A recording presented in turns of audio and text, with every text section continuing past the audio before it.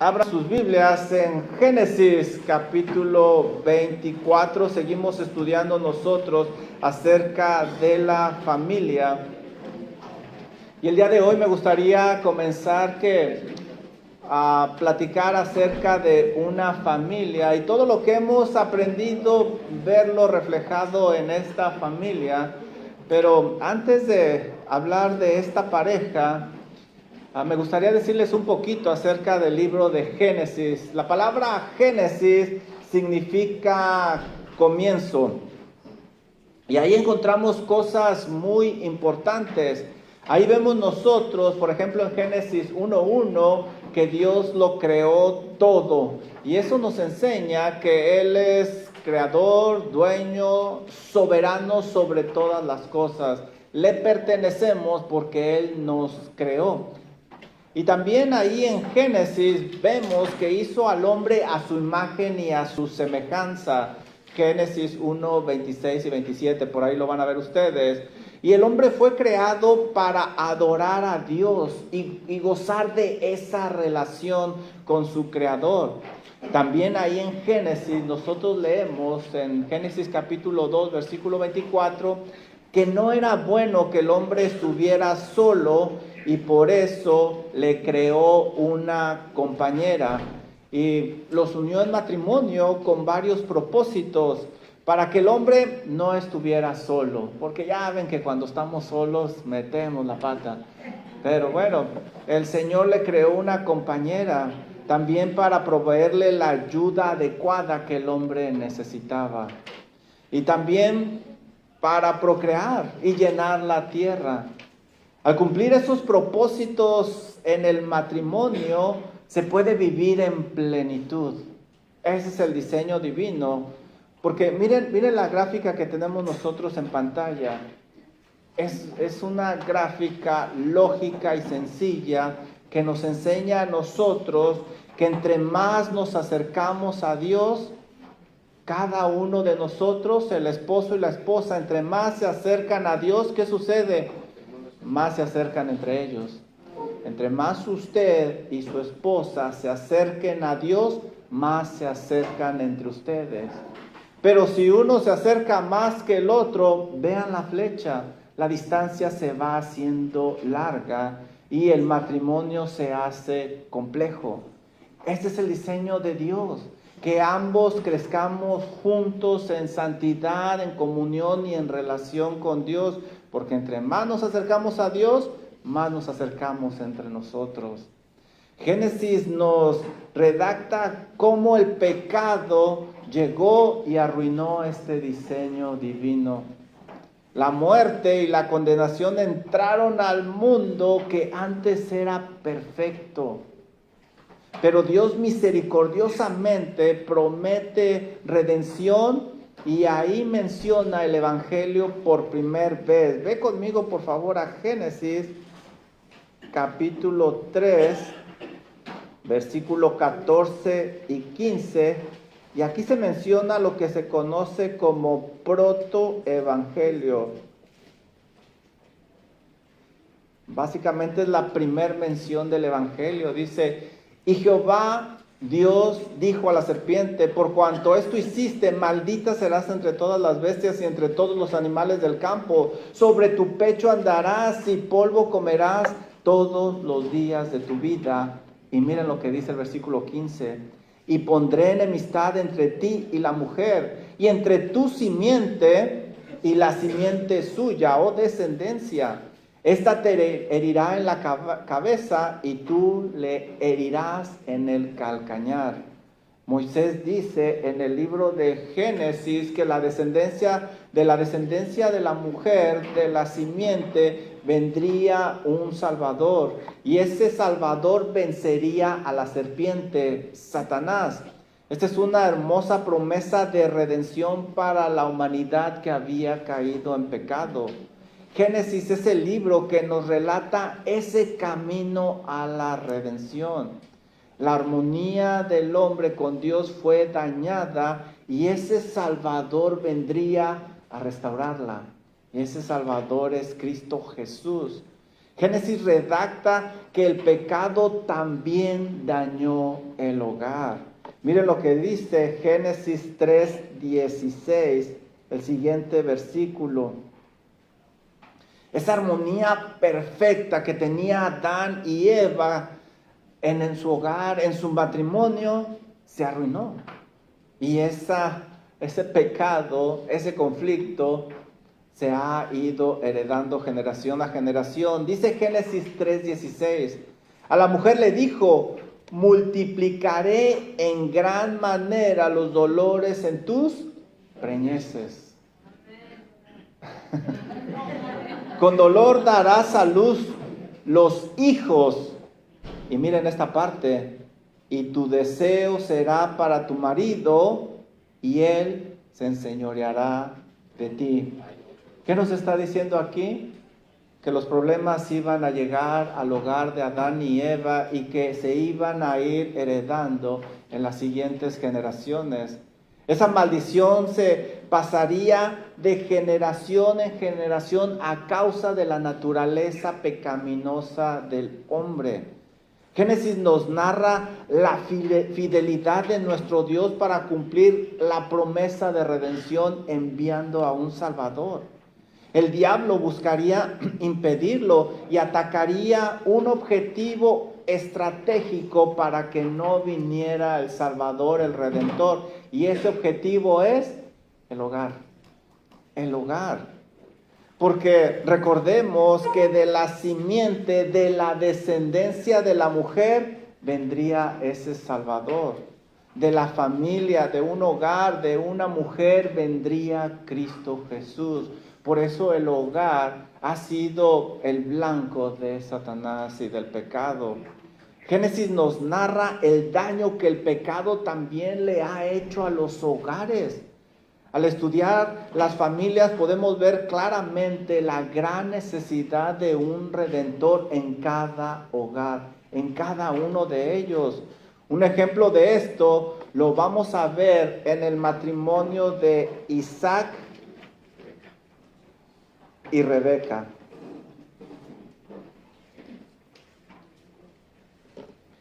Esta pareja se llegó a unir en matrimonio en una manera hermosa y por decreto divino. Abraham se casó con Sara y ellos tuvieron a Isaac, que más tarde se casaría con Rebeca. Esta familia sería usada para estar en la línea genealógica de nuestro Señor Jesucristo. Esto de estar en la línea genealógica del Señor Jesucristo no los libró de sufrimientos, retos, tropiezos, desánimos y problemas en el hogar. Todo esto a causa del pecado y los ataques satánicos al hogar. Pero el Señor no los dejó solos, como vamos a ir estudiando nosotros. Estudiar esta familia nos va a ayudar a saber qué cosas hacer y qué cosas no hacer en nuestro hogar. Nuestras familias también están bajo ataque del diablo y el pecado quiere destruirlas, porque estos enemigos buscan que no reflejemos la unión entre Cristo y la iglesia, que manchemos con nuestro testimonio el evangelio. ¿Qué debo de hacer si deseo tener un matrimonio funcional para la gloria de Dios? Con la ayuda del Señor. Y solo con la ayuda del Señor debo de acercarme con mi pareja a Dios. Porque entre más nos acercamos a Dios, más nos acercamos mutuamente. Y creo que eso hace mucha lógica y explica muchos de los problemas en los hogares. Preguntas de aplicación, ¿están listos? Sí. ¿Puedes ver la razón por la cual tu hogar no funciona completamente en armonía? ¿Puedes verlo? Es el pecado. Nuestra naturaleza pecaminosa nos grita que necesitamos ayuda. Siguiente pregunta. ¿Puedes apreciar la gran necesidad de vivir tú y tu cónyuge cerca de Dios para que ustedes se unan? Creo que lo podemos ver. Y eso explica muchas cosas en nuestros hogares. No hay nada más triste que ver una pareja que va con todo hacia el Señor y la otra pareja así, que se lo llevan jalando. Es muy triste. Y eso enseña que hay una división larga, una distancia larga entre ellos. Debemos de ir creciendo juntos a la imagen de Cristo Jesús para estar unidos al Señor y unidos entre nosotros. Dice Richard Baxter: si amas tu alma, no te cases sino en el Señor. Escoge a alguien que te ayude a llegar al cielo. Más vale permanecer soltero que estar unido con quien te aparte de Cristo. Una gran verdad, y vamos a comenzar viendo cómo esta pareja se unió en matrimonio. Ve conmigo a Génesis 24, ahora sí. Génesis capítulo 24. Cuando nosotros leemos Génesis 24:1, aquí hay la biografía de un hombre y es muy interesante, porque dice aquí Moisés, inspirado por el Espíritu Santo, que Abraham ya era viejo y bien avanzado en años, y Jehová había bendecido a Abraham en todo. Qué hermosa biografía. El padre de la fe tenía alrededor de 140 años. Así es de que tú no te quejes por los 80 que tienes. Eres un bebé. Estás en la plena juventud. ¿Mande? Ya no puedo llegar a eso. Pero estas palabras nos reflejan que él ya se notaba cansado. Hay quienes piensan que él pensaba que ya iba a morir. Dios lo había bendecido grandemente. Podríamos suponer que al padre de la fe nada le preocupaba, nada le quitaba el sueño, vivía sin ninguna preocupación. Pero miren, el versículo número 2 empieza a hablar de algo que nos hace pensar. Y dijo Abraham a un criado suyo, no cualquier criado, el más viejo de su casa, que era el que gobernaba en todo lo que tenía: pon ahora tu mano debajo de mi muslo. Fíjense lo que estamos leyendo. Abraham envía por su criado el más viejo, es decir, el que tiene la mayor experiencia, el que tiene toda su confianza. Seguramente, pues sabemos el nombre, Eliezer. Este criado debía de ser usado para cosas muy personales, muy relevantes, muy importantes. Abraham le pide que ponga su mano en su muslo, que era una costumbre para hacer un juramento. ¿Qué será tan importante para este anciano como para usar a su siervo de mayor rango y tener esta junta tan seria? Miren el versículo número 3. Y te juramentaré por Jehová, Dios de los cielos y de la tierra.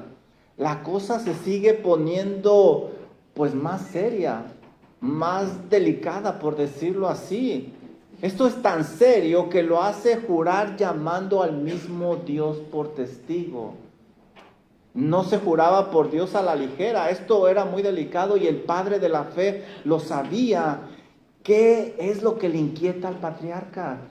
¿Por qué todo esto? Miren el versículo 3.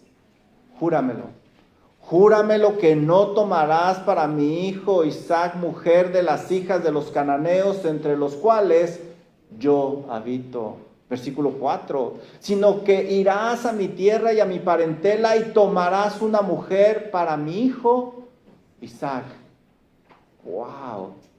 Para Abraham era muy serio, y yo sé que es un pleonasmo. Para Abraham era muy serio con quién se iba a casar su hijo. A tal grado que llamó a Dios como testigo en este juramento. Abraham tenía miedo que su hijo Isaac se uniera a una cananea como esposa. Esto es algo que deberíamos nosotros como padres grabarlo en el corazón.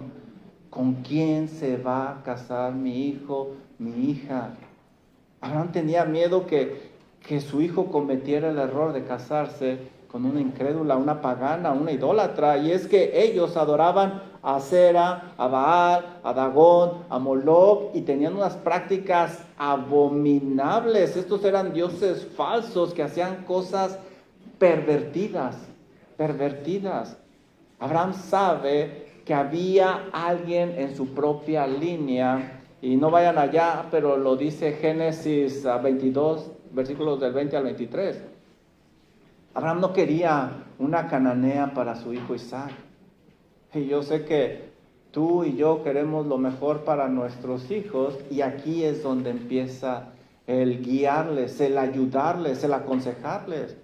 Pero ¿qué tal si se presenta una mujer muy hermosa, profesionista, trabajadora, poseedora de una gran herencia? No. Abraham sabe lo que ordena Dios y la razón por la cual debe de cuidar con quién se va a casar su hijo. Ve conmigo por favor a Deuteronomio. Deuteronomio capítulo 7.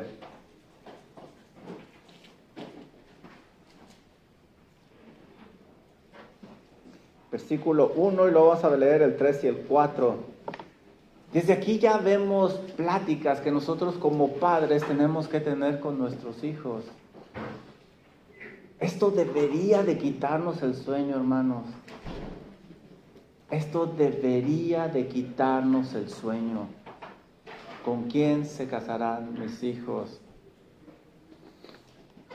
Dice Deuteronomio capítulo 7, versículo 1, cuando Jehová tu Dios te haya introducido en la tierra en la cual entrarás para tomarla, y hayas echado de delante de ti a muchas naciones, al Eteo, Gergeseo, al Amorreo, al Cananeo, al Fereceo, al Heveo y a todos los feos, 7 naciones mayores y más poderosas que tú. Miren el versículo 3. No emparentarás con ellos. Eso me enseña que estas naciones eran atractivas. Si no hubieran sido atractivas, pues ni hubieran puesto atención. ¿Para qué? Pero eran atractivas. No emparentarás con ellas. No darás a tu hija a su hijo, ni tomarás a su hija para tu hijo. ¿Por qué? ¿Qué tal si son influyentes, de dinero, bien parecidos? ¿Por qué? Versículo 4 te lo dice. Porque desviará a tu hijo de en pos de mí, y servirán a dioses ajenos. Y ahí no termina la cosa. Lo siguiente debería de obligarnos a orar por nuestros hijos, porque caer en manos de un Dios airado es terrible. Y el furor de Jehová se encenderá sobre vosotros y te destruirá pronto. Con razón este hombre no puede dormir. Con razón Abraham está preocupado, porque esto es cosa seria, delicada.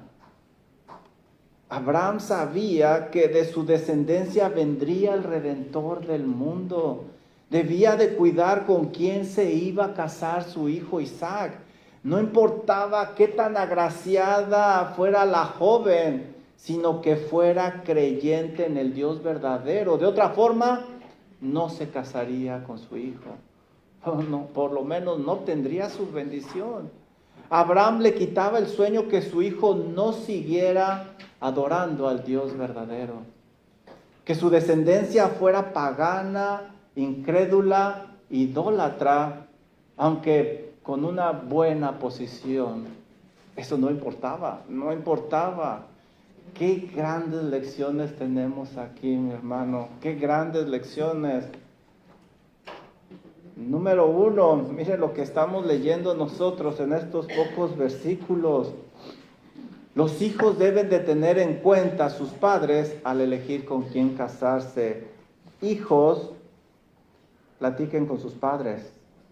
Yo sé que hay cosas culturales aquí, pero lo que está claro y que se aplica en todo tiempo, que nosotros como padres podemos guiarles.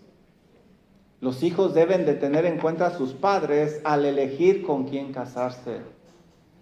Deuteronomio 7:13 lo leímos: no darás tu hija a su hijo, ni tomarás a su hija para tu hijo. ¿Quién está envuelto ahí? El padre. El padre ahí está, y nosotros como padres tenemos que prepararnos espiritualmente para poder guiar a nuestros hijos. Leímos en Génesis 24:3 que no tomarás para mi hijo mujer de las hijas de los cananeos. ¿Quién está envuelto ahí? Abraham. Abraham. El consejo de Abraham pesa mucho. Qué gran error cuando los hijos se casan sin tomar en cuenta a los padres. Qué gran error cometen. Y si lo hacen escondidas, es que de antemano saben que no está bien, que van en contra de Dios. Número 2, ¿qué más podemos ver aquí? Los padres deben de buscar que sus hijos honren a Dios al formar un hogar. Hijos deben de honrar a Dios al formar un hogar. Ese es el objetivo. Hay que empezar a platicar con ellos, entre más pronto mejor. Qué gran error cuando los hijos se casan sin tomar en cuenta a sus padres, pero también qué gran error cuando la gloria pasa a segundo lugar al guiar a los hijos. Lo más importante es que mi hijo sea feliz. Pues si mi hijo la quiere, mi hija lo quiere. No, lo más importante es la gloria de Dios. Porque eso es de donde van a obtener su bendición. Necesitamos guiarles y ayudarles. Número 3, ¿qué podemos ver aquí nosotros? Los hijos no se deben de unir en matrimonio con los incrédulos.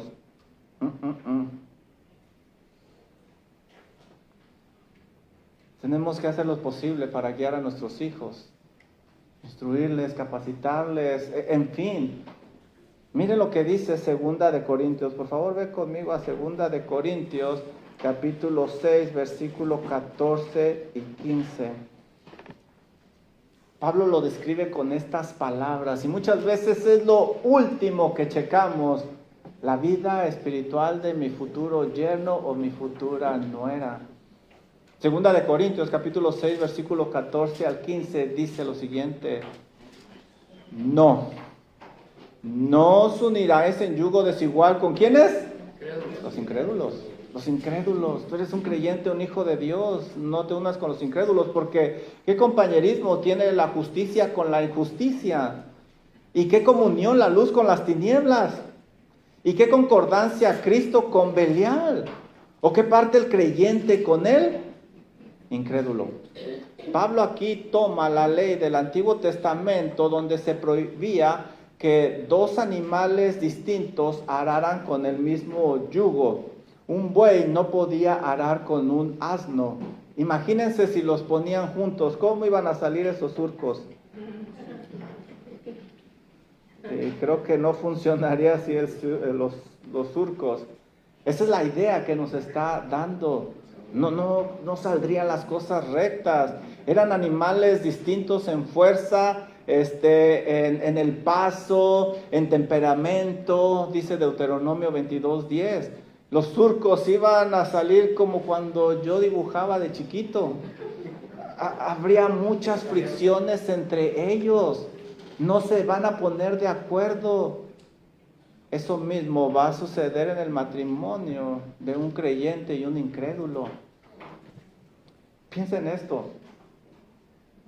Su fe diferente, los valores diferentes, las metas diferentes, los propósitos en la vida son totalmente diferentes. ¿Tú crees que va a haber armonía en ese hogar?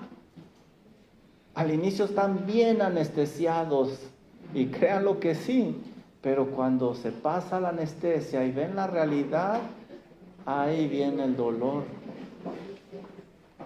No podrán caminar juntos sin causarse un gran daño.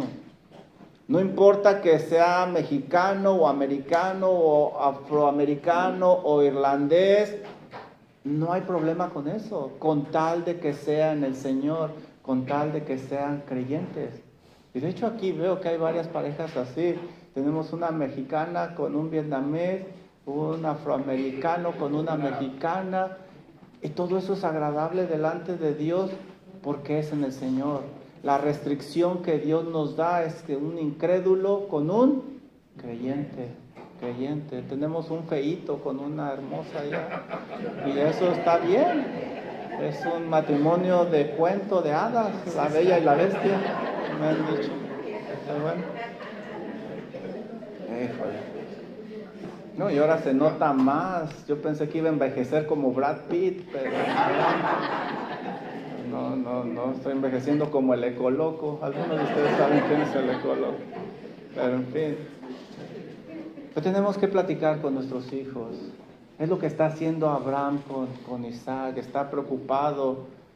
Número 4. ¿Qué más vemos nosotros aquí? Los padres deben instruir a sus hijos a tomar con seriedad el casarse. ¿Se fijan con la seriedad que lo está tomando Abraham?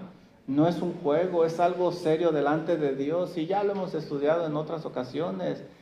Qué pena que se tome tan a la ligera el matrimonio con nuestros jóvenes.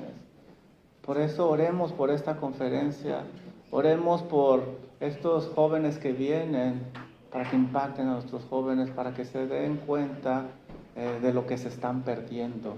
Y que la juventud es un regalo precioso cuando lo desbordamos para el Señor Jesucristo. Número 5, ¿qué más vemos aquí?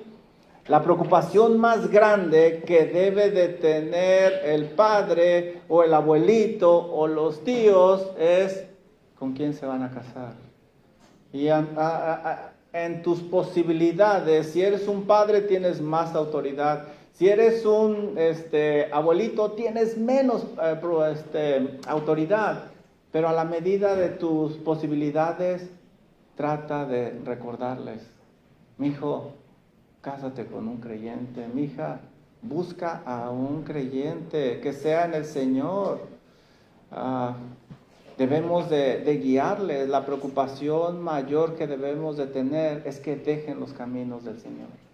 Dejen los caminos del Señor. Como Abraham, hay que trabajar para que Dios sea glorificado en nuestros hijos. La salvación es del Señor, pero la responsabilidad de esforzarnos es nuestra y de guiarlos es nuestra. ¿Qué debo de hacer para proteger a mi familia de alejarse de Dios? Implorarle, suplicarle, rogarle a Dios que me dé de su gracia para guiar a mis hijos con quien se deben de casar. Porque esto es algo serio. Preguntas de aplicación, ¿están listos? Sí. ¿Qué tan preocupado estás porque tus hijos o nietos glorifiquen a Dios cuando salgan de casa? A lo mejor hasta este momento ni lo habías pensado. A lo mejor ves a tus hijos muy pequeñitos todavía. No, empieza desde ahora, desde ahora. Siguiente pregunta. ¿Qué estás haciendo al respecto? Ya lo sabes, ahora, ¿qué estás haciendo? Esta información que nos trae convicción nos debe de impulsar a la acción. Debemos de hacer algo. Bueno, pues ya vimos la providencia de Dios en la elección del cónyuge. Ahora veamos la fe en la elección del cónyuge. Vamos a ver el papel que juega la fe en la elección del cónyuge. La tarea de buscar una esposa para Isaac no iba a ser nada fácil. Se requeriría de fe. ¿Cómo saber quién es la indicada? ¿Cómo saber? ¿Cómo saber quién es la que ayudaría a Isaac a vivir en santidad y a vivir cerca de Dios? Esa ayuda idónea que enseña Génesis 2:24. Esas mismas dudas seguramente las tenía Abraham, pero él tenía que dar un gran paso de fe. Dios le había prometido tener una gran descendencia y Abraham realmente lo creía. Su fe estaba cimentada en las promesas de Dios. Mira lo que dice Génesis 24, versículo número 7. Aquí Abraham dice grandes razones para animar a su siervo. Jehová, Dios de los cielos, que me tomó de la casa de mi padre y de la tierra de mi parentela, y me habló y me juró, diciendo: a tu descendencia daré esta tierra, él te enviará su ángel delante de ti, y tú traerás de allá mujer para mí, hijo. Analicemos las palabras de Abraham. Miren la fe que tiene, y no es una fe sin fundamento. Dice, él me tomó. ¿Quién? Dios me tomó de la casa de mi padre, de la tierra de mi parentela. Dios fue quien le dio un llamado y lo guió a salir de Ur de los caldeos. Y luego dice, me habló. Este es un Dios que se comunicó con Abraham. Y luego dice, me juró. Dios le había hecho una promesa a Abraham. Y la promesa es: a tu descendencia, es decir, voy a tener hijos o muchos nietos, bisnietos, tataranietos, daré esta tierra. Dios dijo a Abraham que tendría una descendencia, una tierra, lo cual en este momento parece imposible. Pero Abraham lo cree. Era muy importante con quién se casaría Isaac para que esa promesa se cumpliese. Hay personas que Dios necesita solteros, pero en el caso de Abraham, a su hijo lo necesitaba casado. Era claro, lo veía Abraham, lo sabía Abraham. La fe de Abraham descansa en la palabra de Dios. ¿Lo puedes ver? En la palabra de Dios. Por eso Abraham recordó las promesas de Dios. Me habló, me juró, me sacó. Dios está en control. Dios está en control. Dios está orquestando todo esto. Esto es la providencia de Dios. Yo realmente lo creo. No es una cosa al azar. Esas promesas son una garantía de que Dios también proveería la esposa adecuada a su hijo Isaac. Es de suma importancia guiar y tomar decisiones basados en la palabra de Dios. No en lo que siento, no en lo que creo, no en lo que dicta la sociedad. ¿Qué dice la palabra de Dios? ¿Qué dice Dios? Pero muchas veces es lo último que nos preguntamos. Por eso Dios mismo le ayudaría, porque Dios cumple sus promesas. La fe de Abraham tiene un fundamento firme. El siervo, fíjense bien, esto es bien interesante. El siervo no olvidaría la fe de su amo Abraham. Cuando tú muestras una fe en Dios basada en sus promesas, eso impacta a los demás. Mira, fíjate lo que dice el versículo 12, Génesis 24, 12. Fíjense cómo habla este siervo. Y dijo: oh Jehová, Dios de mi Señor Abraham. No hay duda que Dios te alaba, te honra. Dios de mi Señor Abraham, dame, te ruego, el tener hoy buen encuentro, y hazme misericordia con mi Señor Abraham. Versículo 27. Fíjense cómo habla. Y dijo: bendito seas Jehová, Dios de mi amo Abraham. Abraham es el que tiene su fe en Dios, que no apartó de mi amo su misericordia y su verdad. Versículo 42. Llegué pues hoy a la fuente y dije, Jehová, Dios de mi Señor Abraham, si tú prosperas ahora mi camino por el cual ando, etc. Pero ¿de quién está dando testimonio? Del Dios de su amo Abraham, porque la fe de Abraham lo impactó. Versículo 48. Y me incliné y adoré a Jehová, y bendije a Jehová, Dios de mi Señor Abraham, que me había guiado por el camino de verdad para tomar la hija del hermano de mi Señor para su hijo. Versículo 52. Cuando el criado de Abraham oyó sus palabras, se inclinó en tierra. ¿Ante quién? Ante Jehová. Versículo 56.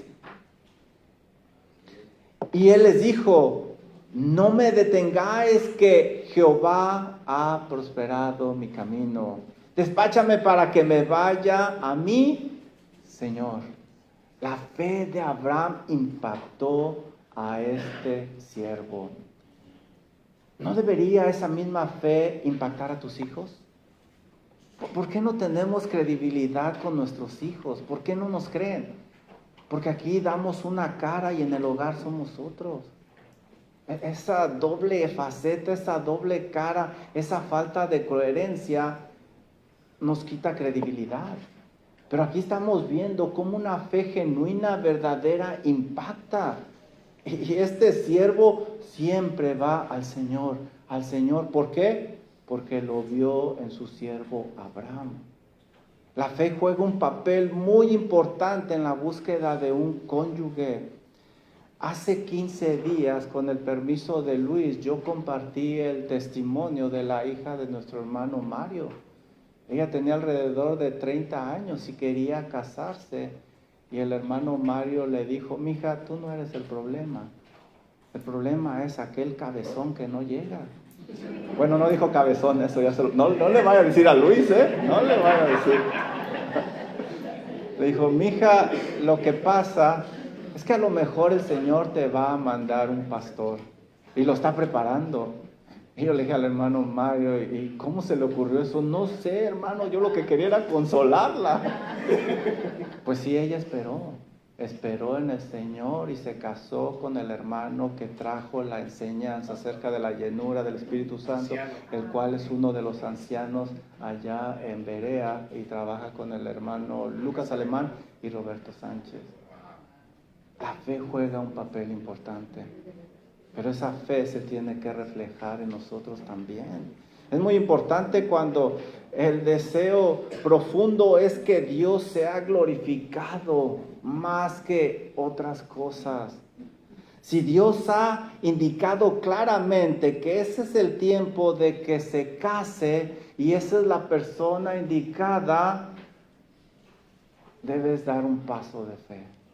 Debes dar un paso de fe. Si no hay una convicción firme, es mejor no mover ni un dedo. Es mejor no mover ni un dedo. ¿Qué debo de hacer para cuidar que mis hijos no se unan con la persona incorrecta? Debo de confiar plenamente en la dirección de Dios cuando esté completamente seguro que me está guiando. Esto viene de Dios, es claro que viene de Dios. Adelante. Preguntas de aplicación, ¿están listos? ¿Cuántos versículos llevamos? 3 versículos nomás. Pues ya no me interrumpan, hombre. ¿Cómo le vamos a...? Pues de aquí le seguimos hasta en la tarde, aquí nos quedamos, ¿no? Sí saben lo que es el ayuno, ¿verdad? ¿Alguna vez han ayunado? Hoy será el primer día. Al guiar a mi familia, ¿puedo animarlos a dar un paso de fe porque las decisiones están basadas en la palabra de Dios? ¿Puedo animarlos a dar un paso de fe porque esas decisiones están basadas en la palabra de Dios? He mostrado una fe a tal grado que se ha reflejado Cristo en mí. ¿He mostrado yo esa fe como el siervo fue impactado por su amo? Que el Señor nos ayude, Ahora veamos el papel que juega la oración.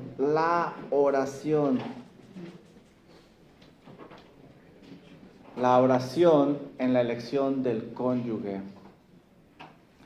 La tarea de buscar esposa para Isaac, como vemos, pues no era nada fácil.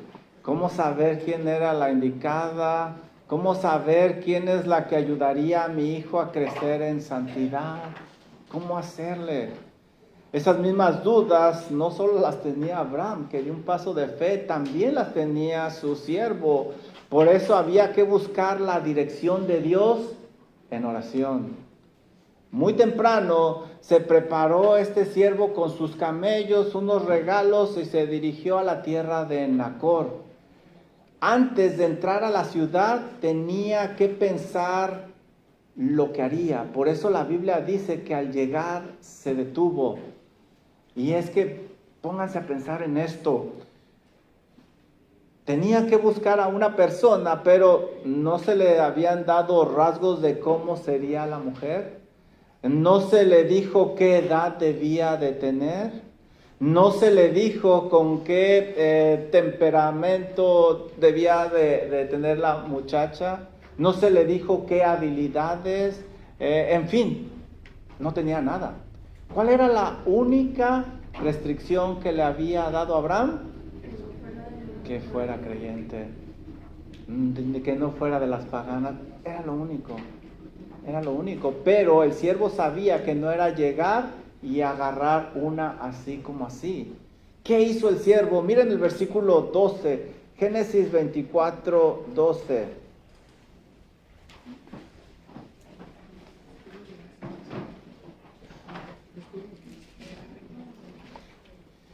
Definitivamente el criado necesita orar.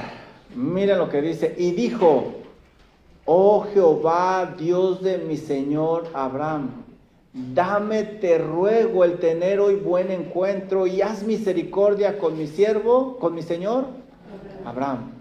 Veamos nuevamente estas palabras, esta oración. Oh Jehová. Usa el nombre Jehová, que hace referencia al Dios del pacto, el Dios que cumple sus promesas. Y le dice: Dios de mi señor Abraham. Él está consciente de la fe que tiene su amo en este Dios. Y luego le dice: dame, te ruego. Miren con qué delicadeza, con qué respeto. Dame, te ruego, el tener hoy buen encuentro. Muestra que la ayuda solo puede venir de Dios y de nadie más, solo de Dios. Le suplica, porque si Dios no le ayuda, él es incapaz de reconocer quién es la persona adecuada. Lo mismo sucede con nosotros, es difícil detectarlo, ver quién es. Sabe que encontrar a la esposa adecuada no depende de su astucia, de su habilidad, de su experiencia, y ya leímos que él tenía mucha experiencia, sino de la dirección providencial de Dios.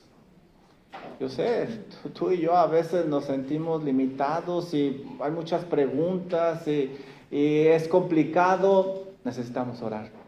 Necesitamos orar: Señor, ayúdeme, muéstreme, guíeme.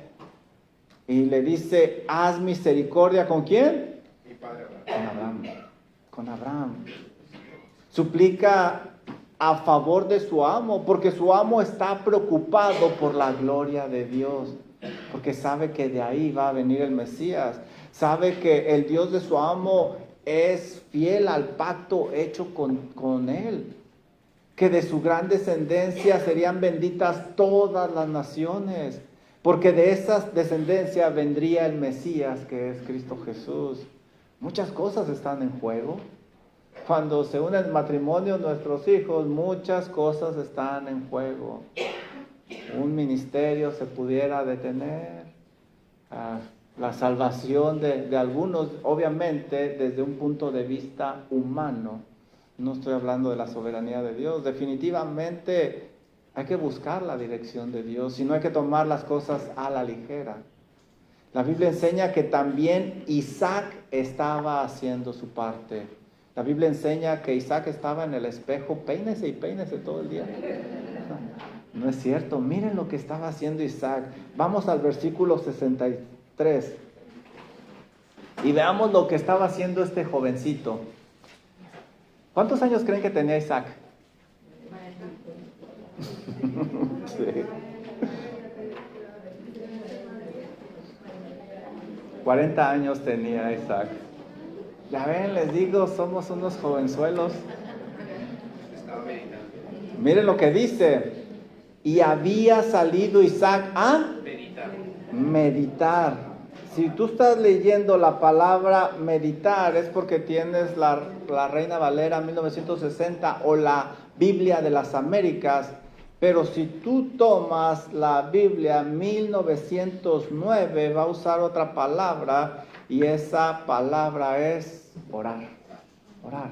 Ese meditar habla de estar pensando en Dios, estar comunicándose con Dios estrechamente. Y ahí, si ustedes siguen leyendo, es cuando llega a ese carruaje esta Rebeca abre la ventanita y dice, ¿quién es ese joven? Y el siervo le dice, es mi amo Isaac. Ella se pone roja y se cubre su velo. Bueno, no sé si se pone roja, pero imagino que sí. Entonces, él también está orando y me enseña que Abraham también le instruyó ahí, que le mostró el camino del Dios verdadero. Estaba seguro de que Dios obraría como lo había hecho en el pasado con su padre. Por eso él estaba meditando. Definitivamente la unión matrimonial tiene implicaciones espirituales eternas y requiere de mucha oración, mucha oración, mucha oración. Porque el matrimonio está bajo la providencia divina. Ve conmigo a Proverbios 18:22. Mira lo que dice este proverbio. Proverbio 18:22. ¿Ya lo tienen? El que haya esposa, ¿haya qué? El bien. Si tú has hallado esposa, no importa que no sepa hacer tortillas, ya puedes ir a H-E-B a comprarlas. Has encontrado el bien. Has encontrado el bien. Grábate esto en tu corazón. Por muy complicado que sea el matrimonio, tu pareja, tu cónyuge, has encontrado bien y has alcanzado, ¿qué dice ahí? La benevolencia. La benevolencia de Jehová. La benevolencia de Jehová. Proverbios 19:14, miren lo que dice. La casa y las riquezas son herencia ¿de quiénes? Padres. De los padres. Bueno, yo a mis hijos la única tierra que les voy a dejar es la que traigo en las uñas, porque pues no tengo ni en qué caerme muerto. La casa y las tierras son herencia de los padres, mas de Jehová la mujer prudente. La mujer prudente. Definitivamente la providencia de Dios juega un papel importante. Hay que orar, hay que ejercitar la fe, hay que preocuparnos por la gloria de Dios antes que cualquier otra cosa. ¿Qué debo de hacer para cuidar que mis hijos no se unan con la persona incorrecta? ¿Qué debo de hacer? Debo de confiar plenamente en la dirección de Dios cuando esté completamente seguro que me guía y orar, orar, orar y orar, orar, orar. Pregunta de aplicación, ¿están listos? ¿Qué tanto estoy orando? Orando por quién será la esposa de mis hijos, de mis nietos y de mis bisnietos. Espero que mi abuelita esté orando, Tita. Debe estar orando. Ahí está mi abuelita. ¿Sí saben que es mi abuelita, verdad? Tita, ¿puedes levantar su mano? Ahí es mi abuelita. Recuerdo que una vez llegó de California, ahí a la casa, con un montón de Biblias y a todos nos dio Biblias. Todavía conservo esa Biblia. Eso es algo bonito por la preocupación de ella y miren dónde estamos ahora. ¿Por qué me he hecho tan chillón, hombre? Eso me pasaría como a los 80, 90 años, pero bueno, está bien. ¿Qué les iba a decir? Oremos. Pero oremos realmente buscando la dirección de Dios. No vayamos a ser como aquel niñito, bueno, más bien aquel jovencito. Señor, por favor, déme una esposa, pero que sea Lupita. No, así no funciona. Que sea la que Dios quiere. Porque si está bajo la providencia de Dios, es una buena elección. Preguntas, comentarios, dudas, quejas.